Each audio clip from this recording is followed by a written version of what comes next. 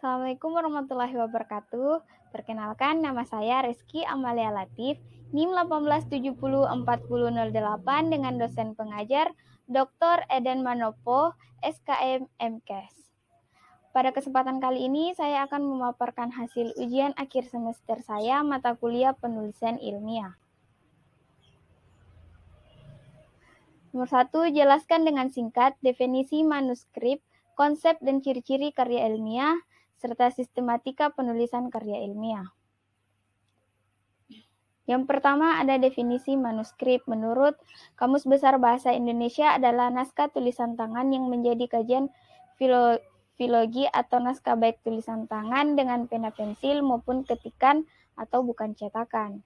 Konsep karya ilmiah adalah tulisan yang didasari oleh hasil pengamatan, peninjauan atau penelitian dalam bidang tertentu dan ditulis berdasarkan metode sistematika penulisan yang bersantun bahasa, serta isinya dapat dipertanggungjawabkan kebenarannya.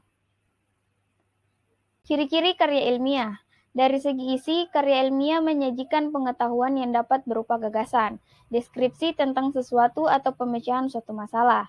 Pengetahuan yang disajikan tersebut didasarkan pada fakta atau data, atau kajian empirik, atau pada teori-teori yang telah diakui kebenarannya.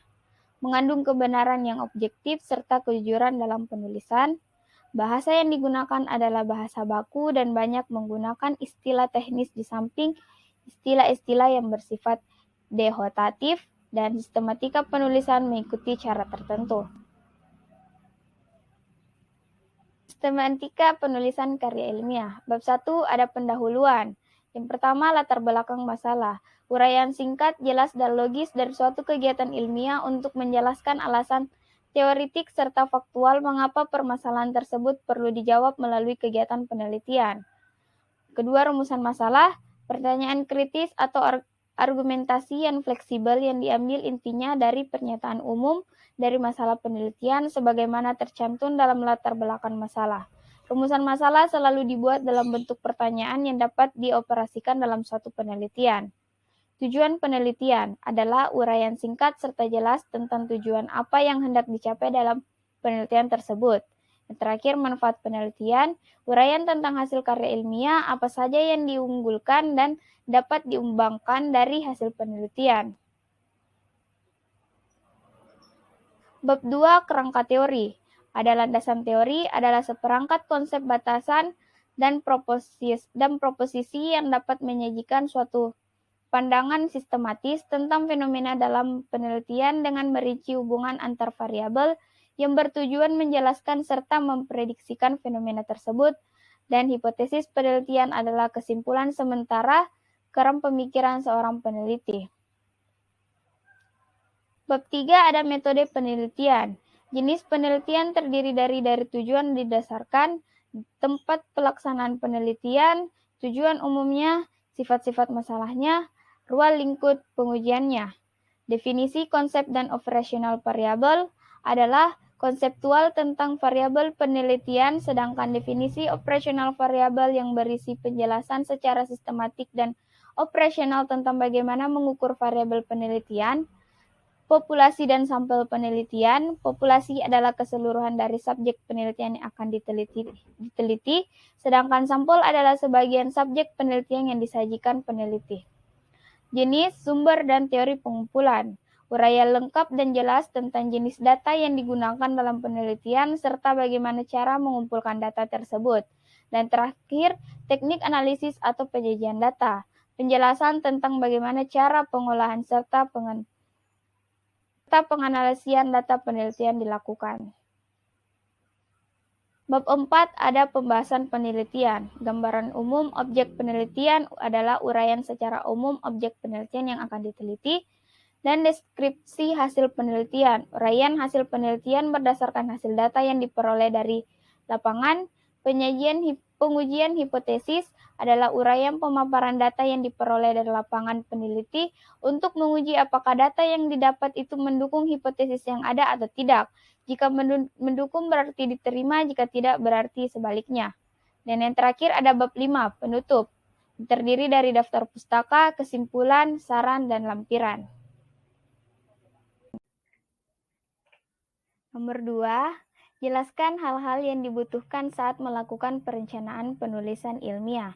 Yang pertama ada syarat utama yang terdiri dari kemauan dan kemampuan memotivasi diri, pengetahuan dan kemampuan membangun konsep dan ide, syarat pemilih topik berdasarkan masalah, batasan topik, orisinalitas, tujuan penulisan, tahapan penyusunan, mind mapping, penulisan efektif, dan perumusan masalah. 3. Jelaskan hal-hal prinsip dalam penelusuran kepustakaan. Penelusuran kepustakaan adalah segala sesuatu yang dilakukan oleh peneliti dalam menghimpun informasi yang relevan dengan topik atau masalah yang akan atau sedang diteliti, di mana informasi tersebut diperoleh dari buku ilmiah, laporan penelitian, tesis, disertasi, peraturan-peraturan, buku tahunan, ensiklopedia, dan sumber tertulis lainnya, baik tercetak maupun elektronik, di mana prinsip penelusuran kepustakaan terdiri dari fungsi atau kegunaannya, yaitu yang pertama ada menelusuri atau mengkaji secara permasalahan, 2. Membantu pemilihan prosedur penelitian, 3. Mendalami landasan teori yang berkaitan dengan permasalahan, 4. Mengkaji kelebihan dan kekurangan hasil penelitian terdahulu, menghindari duplikasi penelitian, dan menunjang perumusan permasalahan. Cara penelusuran pustaka. 1. Penelusuran pustaka di perpustakaan yang terdiri dari katalog perpustakaan yang terdiri dari katalog manual dan katalog elektronik atau komputerisasi, dan buku referensi.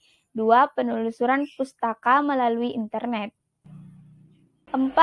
Uraikan secara singkat, padat, dan jelas mengenai etika penulisan ilmiah. Etika penulisan ilmiah merupakan norma atau standar aturan perilaku yang harus dilakukan oleh penulis tentang baik dan buruknya cara penulisan ilmiah. Etika penulisan ilmiah bertujuan untuk menjamin akurasi temuan penelitian dan pengembangan ilmu pengetahuan, untuk melindungi hak kekayaan intelektual peneliti, untuk melindungi objek penelitian dari pemalsuan dan kerusakan, menjaga reputasi ilmuwan, dan menegakkan etika moral dalam berperilaku.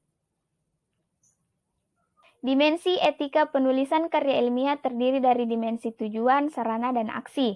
Etika penulisan mengikat pada semua jenis dokumen karya ilmiah yang terdiri dari karya ilmiah duplikasikan seperti jurnal, buku, proceeding, dan lain-lain, dan karya ilmiah belum dipublikasikan seperti skripsi, tesis, laporan penelitian, dan lain-lain. Beberapa etika dalam penulisan karya ilmiah adalah sebagai berikut.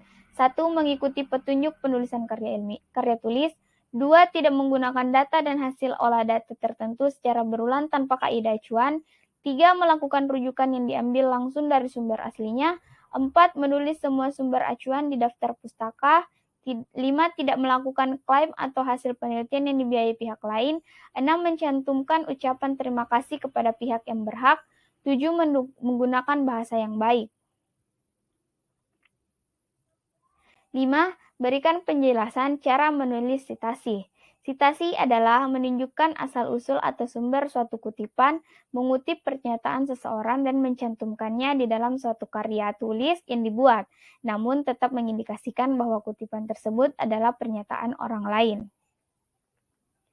Berikut contoh penulisan kutipan sitasi, yaitu dari Belitz H.D. Gross adalah authors, dan Food Chemistry adalah title, Treat adalah edition, Verhagen adalah secondary author, Berlin adalah place of publication, Springer adalah publisher, 2004 adalah date of publication, dan P adalah pagination. Terima kasih sudah mendengarkan.